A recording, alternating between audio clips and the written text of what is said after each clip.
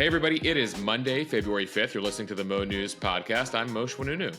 And I'm Jill Wagner. This is the place where we bring you just the facts. And we read all the news and read between the lines so you don't have to. I'm recording this, Jill, just as I'm about to fly back to New York from Houston, Texas. I was down here, had a warm welcome in Houston, got the opportunity to meet a number of our listeners and speak about media coverage and the war in the Middle East, Israel, Gaza. The Jewish Federation down here invited me. It was a great conversation and also got my fill of Tex-Mex food while down here. So, Moshe, that should have been what you're eating for the weekend. It should have been. I should have looked ahead and knew that I was headed to Texas, and there's a couple things they're known for down here, including barbecue. So I appreciate the recs I got from some of you on the premium page. I shared some of the places I went to. And it's always great hearing from people who listen to us daily and ask a variety of questions about our coverage and how we actually feel about Athletic Greens.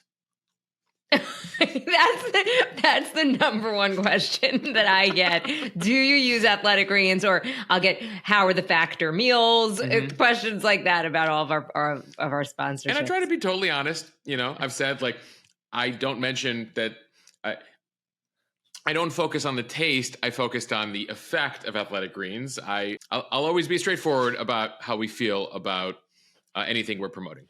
And Moshe, in the name of honesty, I guess we should also mention that because of your travel schedule tonight and because of the Grammys so late, our recap will be in the newsletter this morning and not on this podcast. So if you were here for all things Grammys, this isn't the episode for you. Definitely go to mo.news if you don't get the newsletter already and subscribe. We'll have the recap in the newsletter this morning. All right, let's get to the news here. The U.S. strikes back at Iranian targets across the Middle East this weekend, and President Biden says more is coming. 2024 politics as President Biden dominates in his first official primary this weekend, and the Trump-Haley war of words escalates as Haley makes a cameo on Saturday Night Live. We'll have that. After weeks of negotiations, senators laid out their border deal and foreign aid package. What's in it, and does it have any chance of passing? The U.S. economy rolling along according to new official job numbers, but is it translating to the lives of many Americans? And new data on the number of American parents still supporting their kids into their 20s and 30s. Mom, the meatloaf. Get the reference? Wedding Crashers, Moshe. Best movie ever. They had foresight. Will Ferrell as an adult living in his mom's basement. In that bathrobe. The retail apocalypse that wasn't. How many Americans are still doing the majority of their shopping in person? A legendary district attorney is stepping down after decades. Well, a TV district attorney you might be familiar with based on this sound. A set of Michael Jordan's shoes auctioned off for a record amount. And Moshe has on this day in history. Jill, a little bit of everything today. FDR tries to pack the court, supermarket sweep, and the story behind Toto's Africa, a song that almost wasn't. Moshe, you had me at supermarket sweep. One of my all-time favorites. Jill, it belongs on the top 10 list of the 1990s. I want to read a book about the backstory of Supermarket Sweep. Is it a real supermarket? Is it real food? I mean, I'm dying to know. We're going to get into it in a future podcast. Don't worry. All right, let's start in the Middle East, where the U.S. struck back at Iranian targets across the region, hitting terror groups that they back in Iraq, Syria, and Yemen. On Sunday, the U.S. struck across 6 provinces of Yemen held by the Houthi rebels, including underground missile arsenals, launch sites, and helicopters used by the terror group. Defense Secretary Lloyd Austin warned the Houthis after the strikes that, quote, they will continue to bear further consequences if they do not end their illegal attacks on international shipping and naval vessels. And it came after earlier strikes this weekend, the U.S. launching an air assault on dozens of sites in Iraq and Syria used by the Iranian-backed militias and the Iranian Revolutionary Guard. It came after earlier strikes this weekend. On Friday, the U.S. launching an air assault on dozens of sites in Iraq and Syria used by Iranian-backed militias and the Iranian Revolutionary Guard. The massive barrage of strikes hit more than 85 targets at 7 locations. including command and control headquarters, intelligence centers, rockets and missiles, drone and ammunition storage sites, and other facilities connected to Iranian forces that arm these groups. So this was all in retaliation to last weekend's drone strike on a U.S. base in Jordan that killed 3 Americans and injured dozens more. And the U.S. says that it was launched by one of these Iran-backed groups.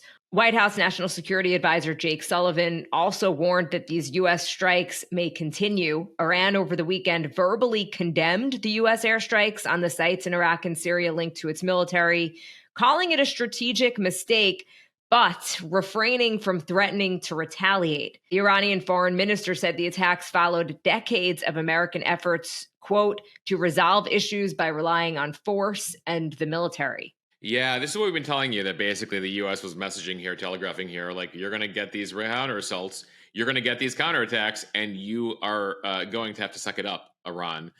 So notable the way Iran has been responding thus far. So these dozens of airstrikes across Iraq, Syria, really align with the goals the U.S. has in the region, which is send a message to your enemies while limiting damage and avoid getting pulled into a wider war. So the U.S. appeared to calibrate these attacks to avoid a larger war. They effectively gave several days of advanced warning for the militias, for the Iranians. They were able to pull some of their advisors out. Republicans criticizing the president here for waiting so long. John Kirby from the White House pushing back, saying you got to do these things in a deliberate way. You have to carefully select your targets. We wanted to make sure all the parameters were in place. Our pilots could get in and out safely, etc.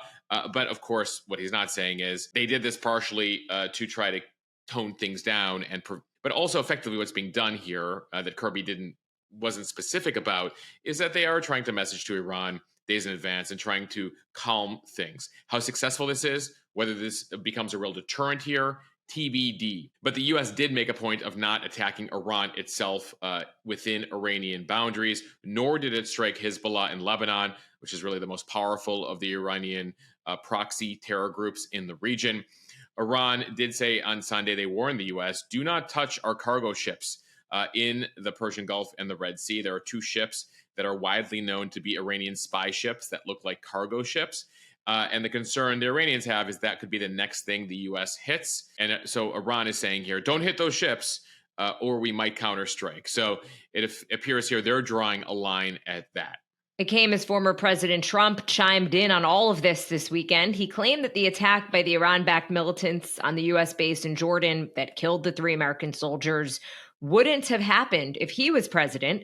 He told Fox News, quote, I had Iran in check. And then he related a story from his presidency when he said that the U.S., quote, hit them very hard for something Iran did. And then Iran was compelled to hit back. He claimed that they called him to say basically that they were going to hit a certain location, but that they were not going to hit it and that it was going to be outside of the perimeter. And then they allegedly said to him, please don't attack us. We're not going to hit you.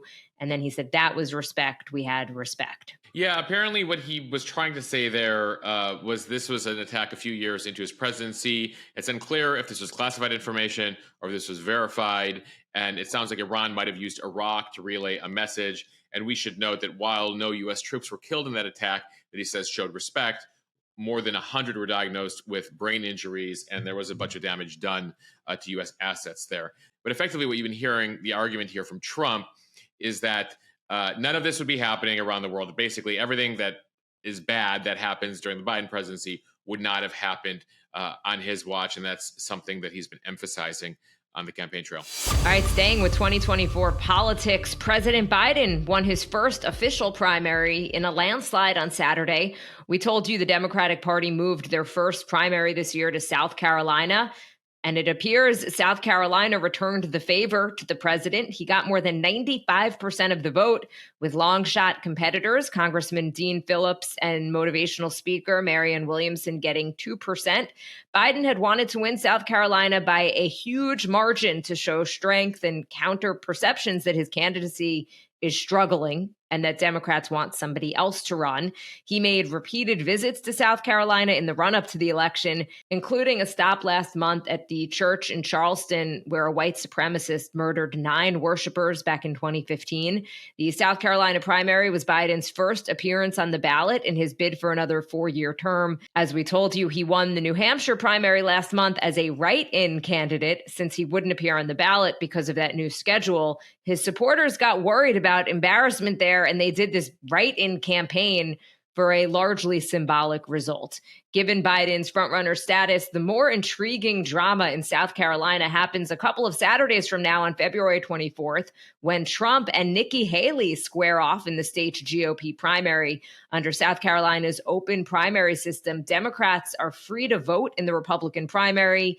They are barred from voting in both, however. Yeah, so as far as how many Democrats are still out there, you can get a sense here from the turnout this weekend. Only about 130,000 Democrats partook in the primary this weekend.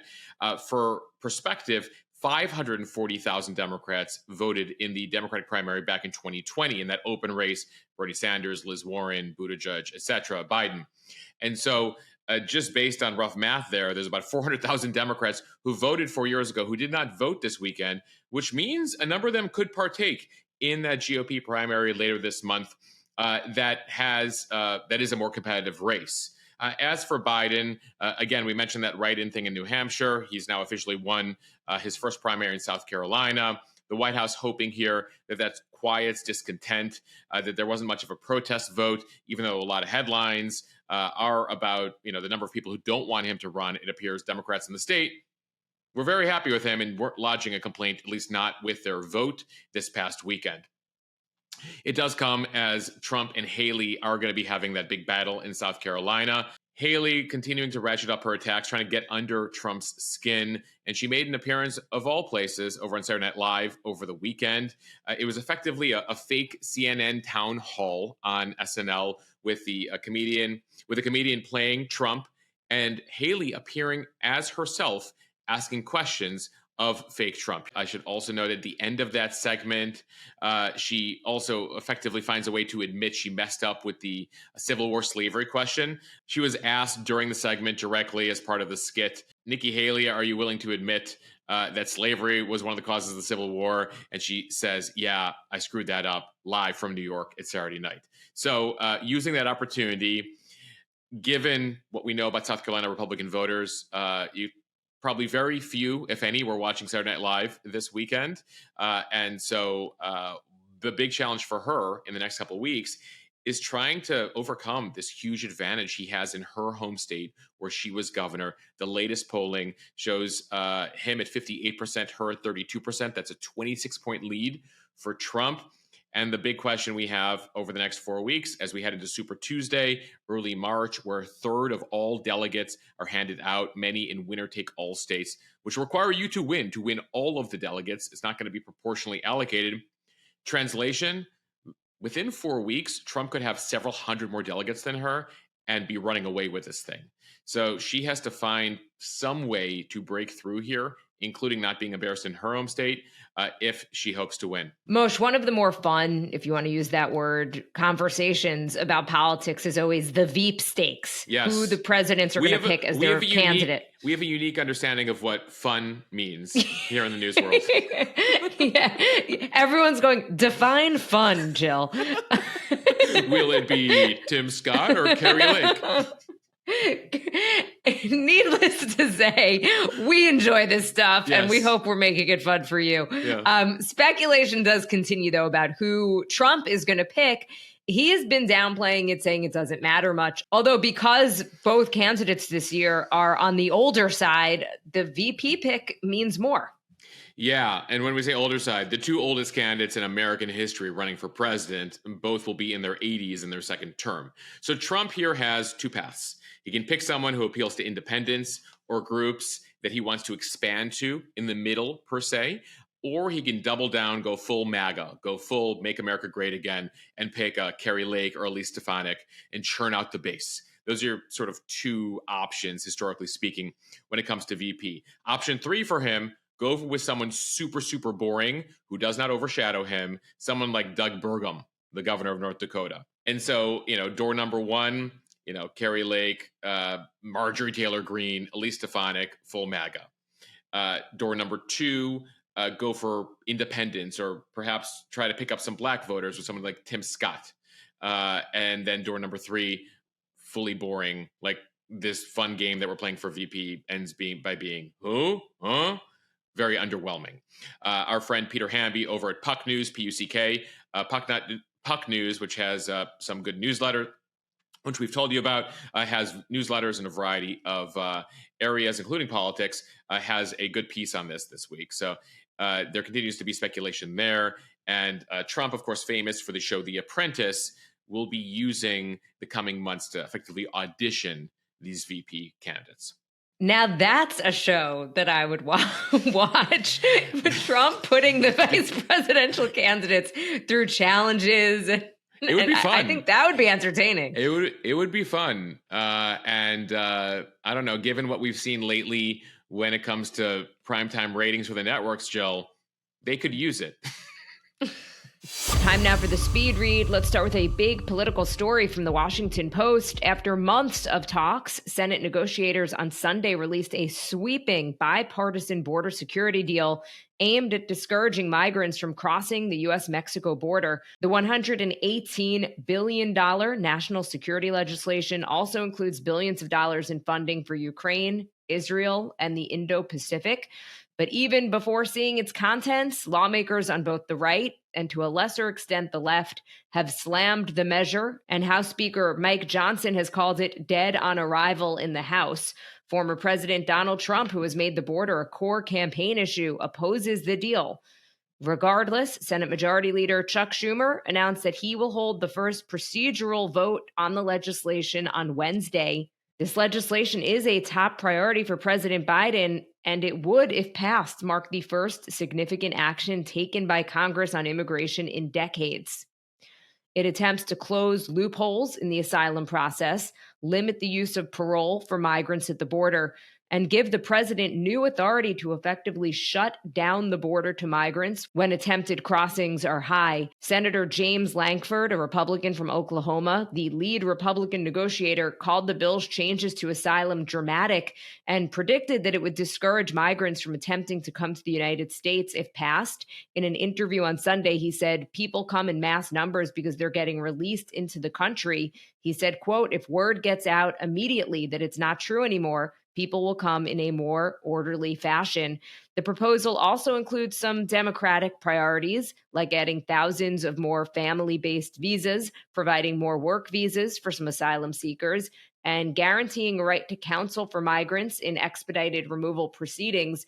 Republicans initially demanded a border policy change to pass the $60 billion in Ukraine aid requested by the White House last year. And the final deal contains many tough border provisions that Republicans have long hoped to implement.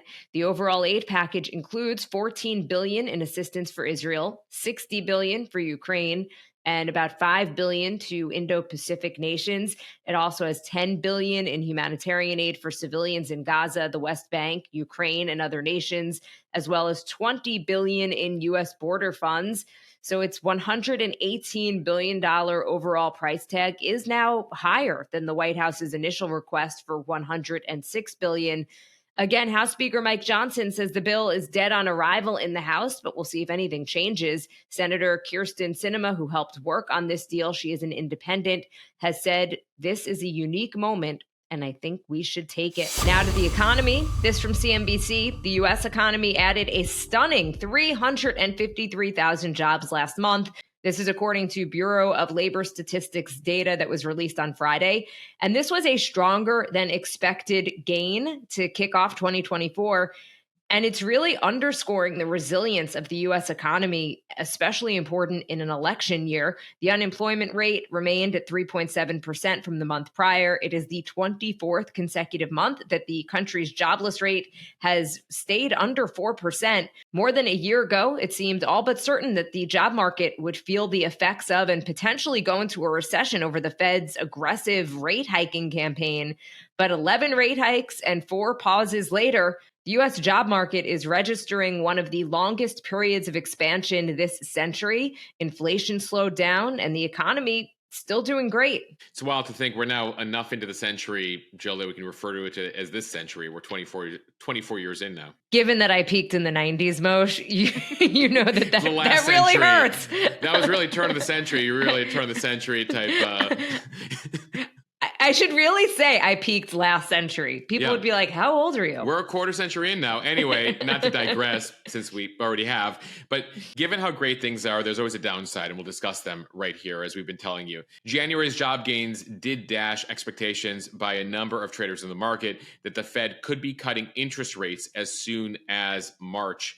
The hope is, on the part of the market, that we see multiple interest rate cuts in the next year, that effectively interest rates have peaked. But given how strong the economy is, you can see that there might be reservations on the part of the Fed before really pouring gas on the market here by cutting interest rates. So the probability here, this is based on one measure, has gone from 38% down to 20% that we could be seeing an interest rate cut next month, because the last thing the Fed wants to do after curbing inflation is to make inflation go up again. As far as the jobs numbers here, Jill, private education, health services continue to drive job growth, more than 112,000 new jobs in those areas. Healthcare and social assistance saw about 100,000 new jobs, and that was followed by retail, trade, and business services. The leisure and hospitality industry still growing ever so slightly. They added 11,000 jobs in January. That's one category we've been watching post-COVID. One of the interesting things here is as these economic numbers continue to look up here overall, that is changing how Trump in particular has to calibrate his economic message, because right now it looks like the Biden economy is doing pretty well after Trump continues to criticize it. So at one point last week, Trump actually took credit for the stock market, saying this current stock market that's going up, it's actually his stock market, because he believes the traders are trading on the fact that they think he'll be back in a year. That's been poo-pooed even by people in the Trump orbit. One thing Trump is focused on, though, is talking about the past couple years and inflation and the effect that's having. Notable over the weekend, despite all this major economic data, Jill, Trump continues to hold a major advantage when it comes to the economy, a 22-point lead over Biden, because of the effect the inflation and these prices have had for a couple of years. And so right now you continue to see these headline numbers on the economy, but the feeling among the majority of consumers in America is that things are still going in the wrong direction. It's my supermarket test, Moshe. It's no the Jill one Wagner feels Grocery good. Index. It's true. As somebody who does the grocery shopping at least once a week, and sometimes I just run in thinking I'm going to grab a few items, and it's $200 later. It's you hard don't to get feel out. good. Yeah. You don't feel good about the state of the economy. It's hard to get out of the grocery store shopping for a full family for under $200 sometimes. And I know I'm not alone, because every time we talk about this on the podcast, a bunch of people will message me on Instagram with like memes and videos that are also talking about this. So you're not alone, Jill. You're not alone. And staying with economic news from USA Today, 60% of parents with adult children gave them financial help in the past year. That is according to Pew Research. Roughly half of under 30 adults live with their parents, and that figure has spiked dramatically over the years. Americans are marrying later and waiting longer to have children. Researchers say those trends point to a new life stage tucked between adolescence and full adulthood, and they're calling it emerging adulthood. College costs and student loan debts are rising. House prices have soared. Inflation and interest rates have vexed young consumers. And when you adjust for inflation, wages have simply not kept up. Young adults cannot afford things like you could 20 years ago. Parents also seem more inclined to carry on with parenting well past the age a child exits quote unquote childhood, removing every obstacle in their path. Some researchers call it snowplow parenting. So we've got emerging adulthood and snowplow parenting, Moshe. Those are the two new terms. There's a lot of new terms here. As an elder millennial, I feel for the emerging adults in their 20s and their snowplow parents. By the way, the term snowplow in this case means parents who are moving everything out of the way, even for their kids in their 20s and 30s, to make sure they have an easy path. They're plowing the snow out of the way So there is no struggle for their adult children. Pew reports that 28%, 1 out of 4 of adults ages 18 to 34, have received financial help with household expenses like groceries, the aforementioned groceries, utilities. 1 in 4 also have gotten their parents' help with cell phone bills or streaming subscriptions. Check for some people that I know, even older than that.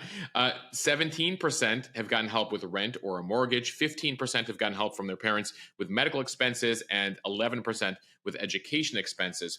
Even past 30, 1/3 of adult children rely on their parents to pay at least some of their bills. Of course, there's a good side to this, a bad side, parents, wanting to make sure they're taking care of their kids. But then, some independent experts say you need to let your kids figure it out. Obviously, don't let them sleep on the street, but ultimately, you want to ensure you're not creating any sort of dependence here and that it doesn't come at the expense of your own retirement. Well, eventually they're just going to move in with their kids in the house that they helped buy. No one. I think that's the plan. We're going to go full Europe here. No one's ever going to leave home. And Moshe, sticking with the economy, some consumer news from Axios. It turns out Americans still really like shopping in person, despite the surge in mobile and online shopping in recent years. For all the transformation brought by the web, brick and mortar shopping still makes up 84% of retail. The retail apocalypse that was talked about during the pandemic as we all stayed home never happened. We're out and about. And with that, a good retail space is getting harder to find, with the vacancy rate for shopping centers nationwide at a 15-year low. Demand for retail space stayed strong overall in 2023, thanks to a growing economy and strong labor market that kept Americans shopping. Retail sales were up 3.2% in 2023 from the previous year. Yeah, so one of the factors here is during COVID, landlords got really worried about the future as people were on lockdown, getting deliveries, etc. So they offered big concessions to some retail tenants to keep storefronts filled. Those deals are now largely gone, but that also meant during that time, as they were offering this, very low rent, depressed levels of retail construction. No one was building more storefronts because of where people thought things were going. So less space, pretty much standard demand has kept those places full. So this is particularly notable in non-traditional mall settings. So the malls, you still have an issue, the malls of the 80s and before. The newer shops tend to be doing well. The older strip malls, not so well.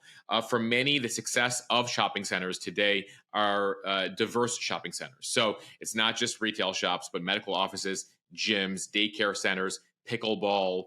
And the flexibility here appears to be a solution for shopping centers and also allows them to adjust with the times. The thought here is that retail's evolution may hold lessons for what's happening in the office real estate market right now. We've talked about that.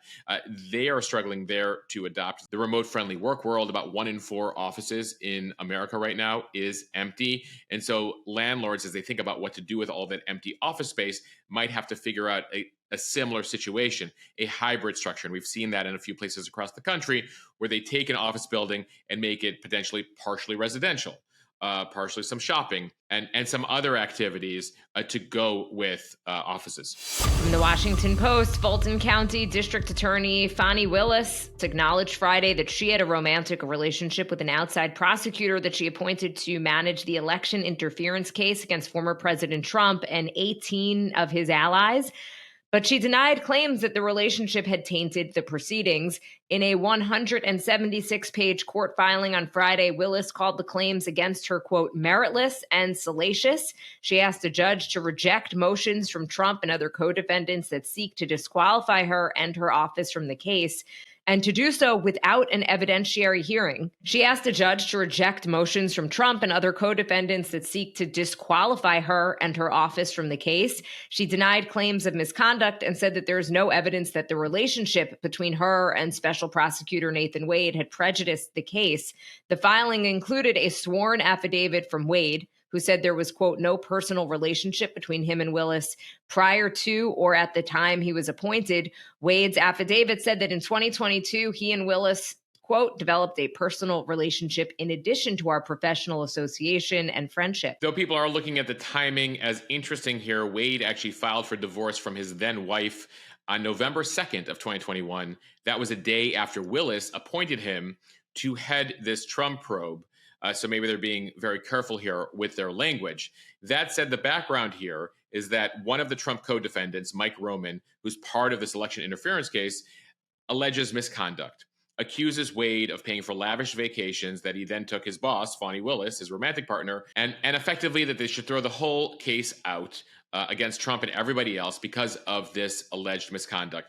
Now, Wade says in his affidavit that the two split travel expenses when they went to Napa, went to the Caribbean, went on a cruise. And there are questions here as to this personal relationship. Now, when it comes to the case itself, when it comes to election interference, there's no allegations that there are any issues there. What they're alleging here is there's major ethical or potential illegal conduct on the part of the DA hiring Wade as a prosecutor. The bottom line here is this probably doesn't change the case itself, but it could postpone the case and create major issues for Fani Willis. One of the other issues here is that she hired Wade, who, again, they now have the personal relationship, despite the fact that he had little to no experience prosecuting felony cases or RICO cases ever. And this was a very high-profile case taking on the former president. So there's going to be a hearing later this month where we learn more about this. A judge looks into potential misconduct here. And again, this could have impact here on Willis and Wade's careers, on whether a trial actually happens this year. And this was seen as one of the most significant cases against Trump. Of the 4 indictments, remember, one is that New York Stormy Daniels payment case. 2 are the federal cases related to classified documents and election interference on a federal level. If Trump gets elected, by the way, he can throw both of those cases out immediately. This is a state case regarding election interference. So for many outside observers, this is a very serious case. And the fact that Fani Willis has a lot of these issues now related to the case ain't great right now for that case. And it comes as there's separate allegations against Willis and a whistleblower that she was subpoenaed for by Congress. Jim Jordan, a Republican in Congress, late last week, subpoenaed her related to misconduct in how she was appropriating funds in her office. So Willis is facing a full court press here on multiple levels, as she's also looking to move forward with this very big criminal case. And some more legal news, although on the fiction side. This from ABC News. Sam Waterston, who's played the district attorney on Law and Order since the mid-1990s, is stepping down from his legal perch. The last episode for Waterston's Jack McCoy will be February 22nd.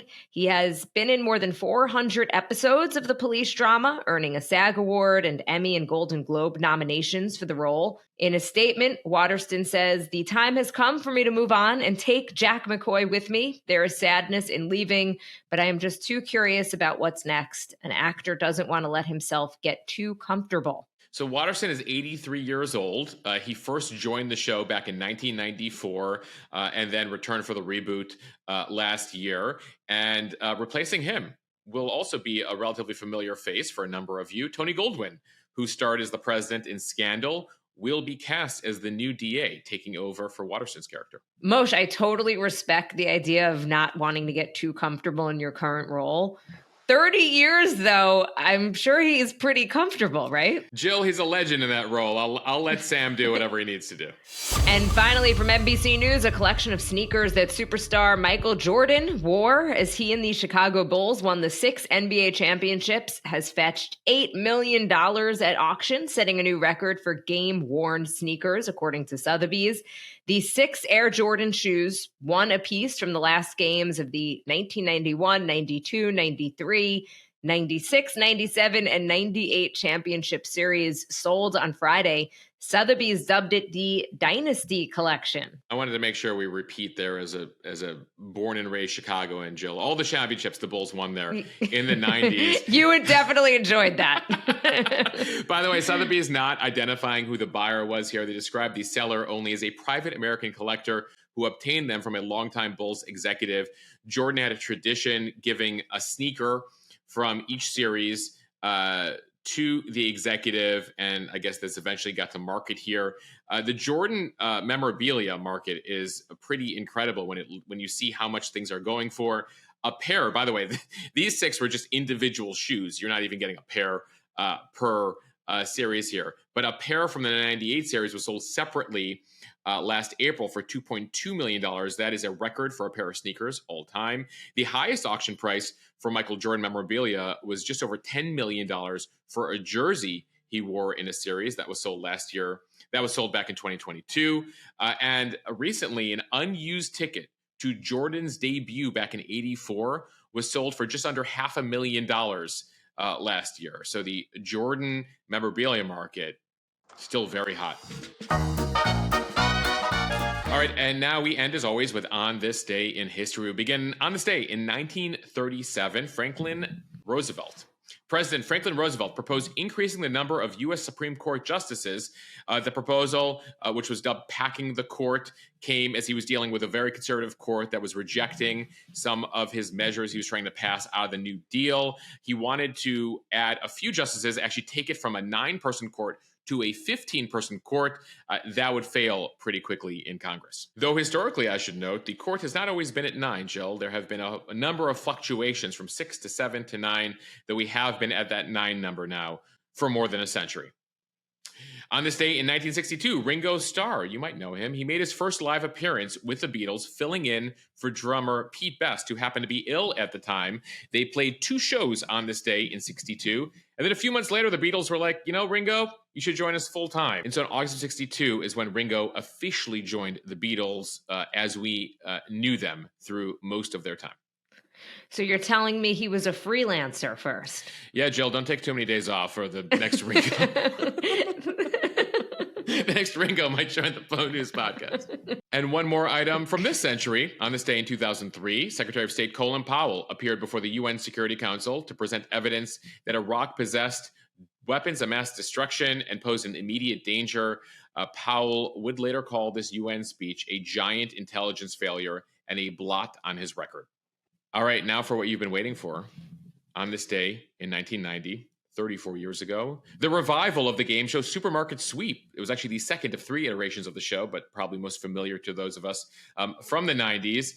Premiered on the Lifetime Network, February 5th, 1990, where you're running through the aisles. You need to know the price of everything. And Jill, I just always remember the secret was to go for the ham, because the hams were worth the most amount of money. I don't even remember all of the rules. No. I just remember desperately wanting to get on that show and thinking about it every single time I went into the supermarket. It was the only time where you would want to ensure that your bill was as high as possible. That was like the goal of Supermarket Sweep. Like sometimes you wanted to get the accurate price, and by the end, it was just like load up your cart with as much as possible to get the highest total. Not to get too Freudian, but I feel like my obsession with with food shopping, did it stem from Supermarket Sweep? I'm wondering if I should see someone. Maybe there's a connection. Let me know what the therapist says. On this day, 41 years ago, February 5th, 1983, a bit of music history. Africa by Toto reached #1 on the Billboard charts. Jill, it's hard to go by a karaoke joint without hearing somebody singing this. And by that, I mean me. I feel like every time I do karaoke, I'm always Toto this is Africa. Your go-to? This is a go-to of mine. Interestingly, as we looked into this, it almost didn't make the album. The members of the group, 2 band members, described the song as, quote, dumb and experiment, and thought the lyrics were goofy. The line, apparently, as sure as Kilimanjaro rises like Olympus above the Serengeti. They certainly made it rhyme and found Africa references. The song is about a young boy dreaming about Africa, but never having been there. Anyway, apparently, despite their feelings about the song being dumb, they recorded it last second and put it on the album.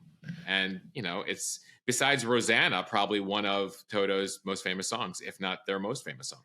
It's always the ones that they don't expect that are the hits.